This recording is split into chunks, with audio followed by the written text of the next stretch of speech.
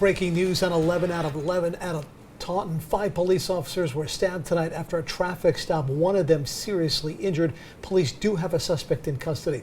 Good evening and thanks for joining us. I'm John DeLuca. And I'm Tiffany Murphy. It happened on West Britannia Street in the city of Taunton. And right now that is where we find ABC 6 News reporter Alyssa Azara, who joins us with details from the police chief. Alyssa.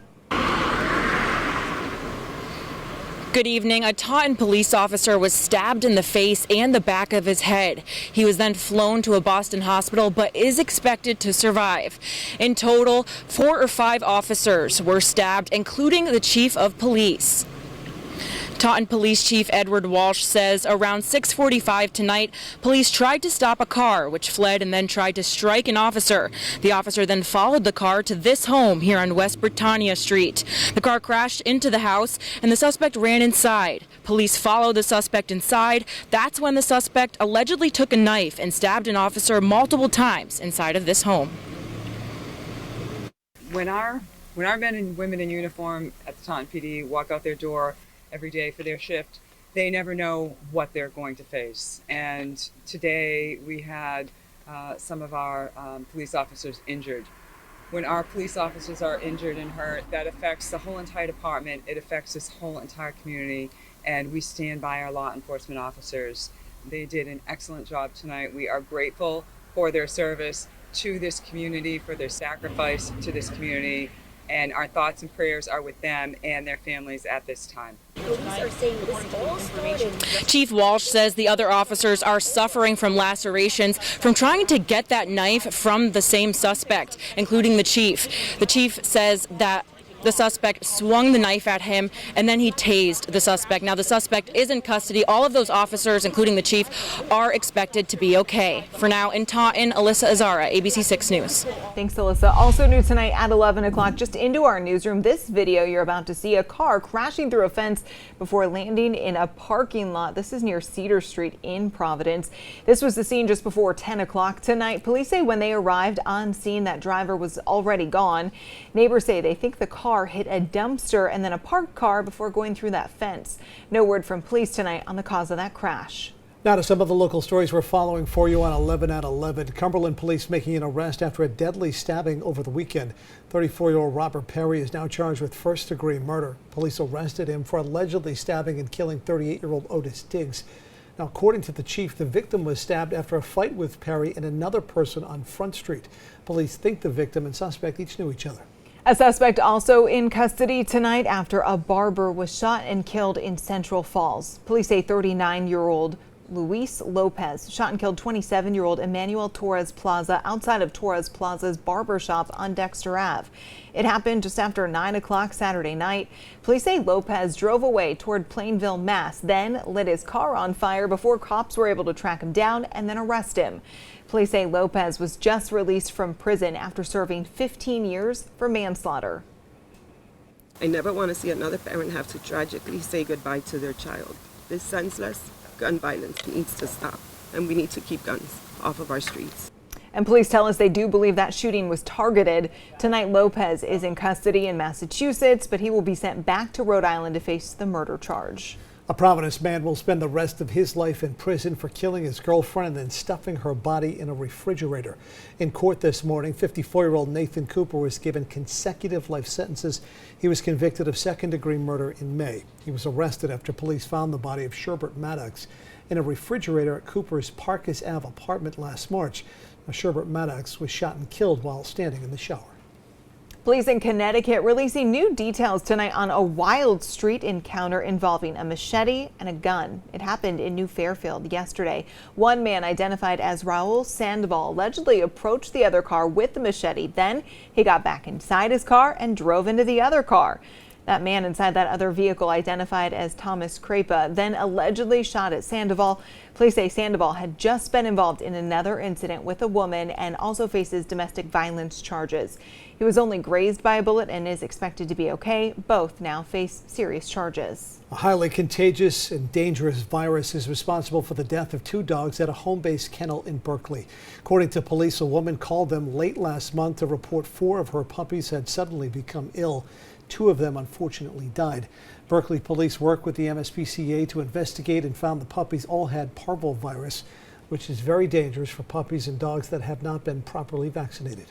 Tonight, New Bedford police crediting ShotSpotter for helping them make a quick arrest. ShotSpotter was installed in New Bedford. The program notifies dispatch when gunshots are heard and officers are able to respond to a specific location. Back in September, the program showed shots were fired in the area of South 1st and Delano Street. Turns out 2 people inside of 2 different vehicles got into a gunfight. One of the shooters, 29-year-old Luis Vasquez, was arrested and charged.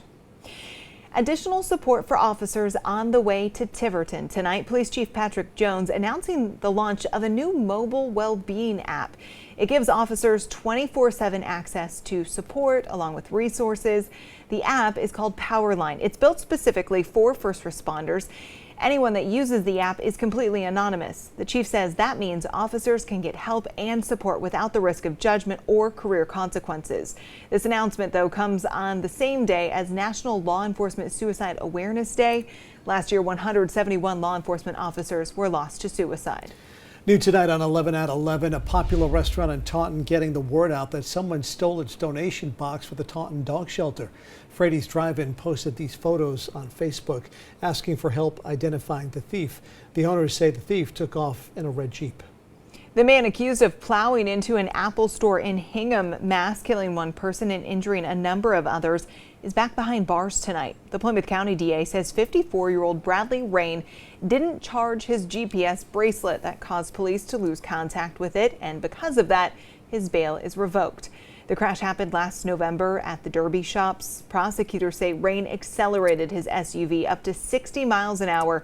He never applied the brakes before he plowed into the Apple store. Rain faces 18 counts of aggravated assault and battery. That's an ABC 6 News update. The controversial statue of Columbus that once stood in Providence and was then locked away in storage after being repeatedly vandalized is now at its new home in Johnston. Well-known Providence businessman Joe Paolino bought the statue from the city of Providence for $50,000 and then gave it to the town of Johnston. It's now at Memorial Park. It will be unveiled on Columbus Day. All right, let's get checking the forecast now. Storm Tracker Chief Meteorologist Jeff Benson joining us live in the Weather Center. Are we in shape for a nice day tomorrow, Mr. B? We are, Mr. D. As we, oh, that sounded so weird. Very formal tonight, Jeff. Right. Very formal. Absolutely.